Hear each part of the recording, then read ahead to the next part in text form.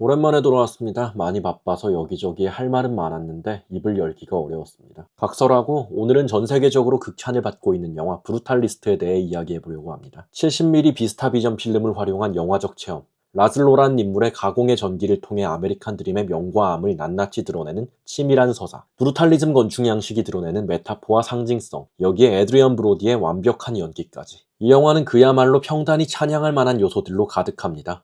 비록 아카데미에선 나노라에 밀려 선전하지 못했지만 10개 부문에 노미네이트되며 저력을 뽐내기도 했죠. 저 역시 따지자면 이 영화를 굉장히 좋게 봤고 다른 이들과 마찬가지로 극찬하고 있는 사람 중 한 명입니다. 다만 이번 영상에서는 다른 평론가나 유튜버들이 논하는 맥락에서는 조금 벗어나서 브루탈리스트를 둘러난 열풍 속에서도 우리가 결코 놓쳐서는 안 되지만 논해지지 않고 있는 이야기를 해보려고 합니다. 사실 많은 이들이 알면서도 쉬쉬하고 있는 이야기죠. 라즐로로 대변되는 유대인들의 아메리칸 드림에서 빼놓을 수 없는 논란거리인 반유대주의와 시오니즘의 충돌에 관한 이야기입니다. 영화를 보신 분들은 모두 아시겠지만 라즐로와 가족은 홀로코스트에서 생존한 유대인입니다. 라즐로는 이전까지 살던 헝가리에서 탈출하여 겨우 미국에 당도했지만 아내와 조카를 고국에 두고 온 상태이고 미국에서의 삶에 적응하지 못하여 천재 건축가라는 타이틀에도 불구하고 석탄 캐는 노동을 하는 등 불우한 삶을 살고 있었습니다.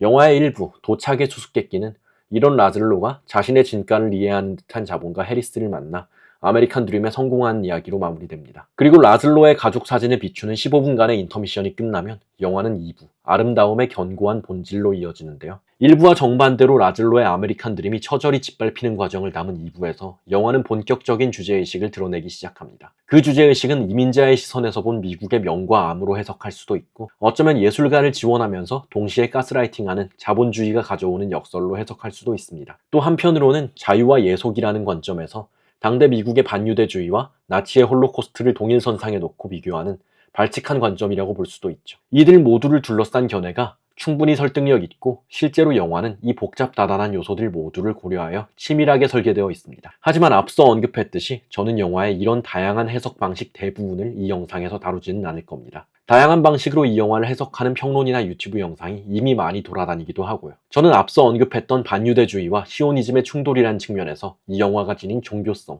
그리고 2장의 엔딩에 내려오는 역십자 형태의 빗줄기와 에필로그의 마지막 대사인 It is the destination, not the journey. 를 어떻게 바라보아야 할지에 대해 논해보려고 합니다. 2부의 중반부 즈음에서 실어증에서 벗어난 라즐로의 조카 조피아는 남편과 함께 유대인들의 약속의 땅인 예루살렘으로 가겠다고 말합니다. 실제로 그들은 머지않아 뉴욕을 떠나고 라즐로의 아내인 에르세벳 역시 계속해서 라즐로에게 예루살렘으로 향하자고 말합니다. 자신을 향한 미국 자본의 반유대주의에도 불구하고 예술에 대한 의지와 끝없는 자기 세뇌로 자신의 건축물을 완성하려고 하던 라즐로는 끝내 완전히 망가지게 됩니다.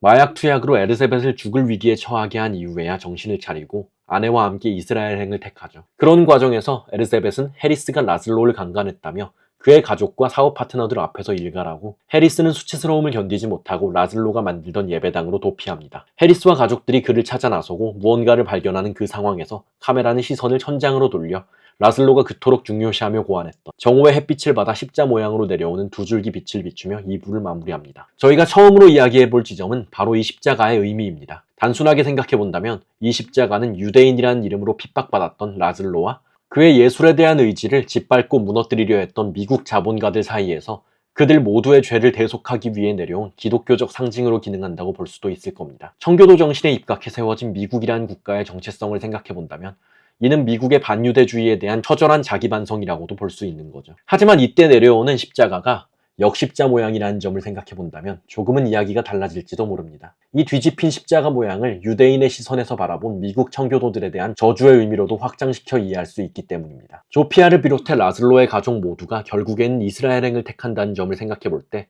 이는 더욱 의미심장해지는 대목입니다. 조피아는 예루살렘을 약속의 땅이라 부릅니다. 나치이며 미국인이며 할 것 없이 자신들을 핍박하는 반유대주의적 서구 세계를 떠나 자신들만의 세계로 향하겠다고 선언하는 대목인 거죠. 이렇게 본다면 아마도 죽음을 택했을 것으로 보이는 해리스의 최후 역시 다른 시선으로 볼 수 있게 됩니다. 자신들을 핍박한 반유대주의 자본가 해리스가 유대인 라즐로가 만든 건축물 안에서 죽음을 맞이하고 그 위로 뒤집힌 십자가가 내려온다는 사실은 이처럼 유대교의 시오니즘적인 입장에서 본다면 대단히 시사하는 바가 큽니다. 에필로그에서 이어진 비엔날레와 라즐로 회고전 역시 마찬가지입니다. 여기서는 노환으로 단상에 설 수 없을 정도의 상태가 된 라즐로를 대신해 조카인 조피아가 대신 소감을 전하는데요. 조피아는 객석에 앉은 사람들 앞에서 라슬로가 지은 회당의 의미를 전합니다. 라슬로가 지은 예배당은 사실 그가 홀로코스트 중에 겪은 강제 수용소를 재현하고 재구성한 공간이었다는 거죠. 여기서 한 가지 특이점이 발생합니다. 바로 라슬로가 지은 센터의 예배당이 다름 아닌 에피스코팔 처치, 그러니까 성공의 대성당으로 완성되었다는 사실입니다. 이러한 사실 역시 두 갈래의 다른 시선으로 볼 수 있을 겁니다. 앞서 십자가를 기독교적인 입장에서의 반유대주의에 대한 자기 반성으로 보았던 견해에 따르자면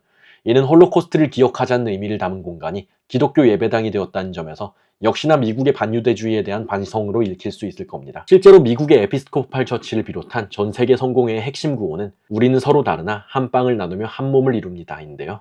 이를 종교 간의 통합의 서사로 이해한다면 영화의 결말을 대단히 따스한 해피엔딩으로 여길 수 있게 되죠. 조피아의 마지막 대사, 중요한 건 과정이 아닌 결과, 역시 이 관점에서 본다면 결과적으로 인정받게 된 홀로코스트 생존자들의 고통을 은유한 것으로 볼 수 있겠습니다. 하지만 핍박의 결과가 야기한 시오니즘이라는 관점에서 본다면 이야기가 완전히 달라집니다. 반유대주의에 지쳐 시오니스트가 된 조피아의 의미심장한 표정은 마지막 대사를 한 번 더 꼬아서 생각하게 만듭니다. 중요한 건 과정이 아닌 결과. 이건 어쩌면 결과론적으로 숱한 반유대주의의 물결에도 불구하고 오늘날 미국에 영향을 끼치게 된 유대자본의 시오니즘이라는 관점에서도 이해할 수 있게 되기 때문입니다. 이는 이스라엘 팔레스타인 분쟁에서 알 수 있듯이 홀로코스트 피해자에서 민간인 학살의 가해자가 된 유대인 국가 이스라엘의 민낯을 경계하는 메시지라고도 읽을 수 있을 겁니다. 그렇다면 과연 브루탈리스트는 어떤 입장을 우리에게 말하고자 하는 걸까요? 반유대주의에 대한 반성?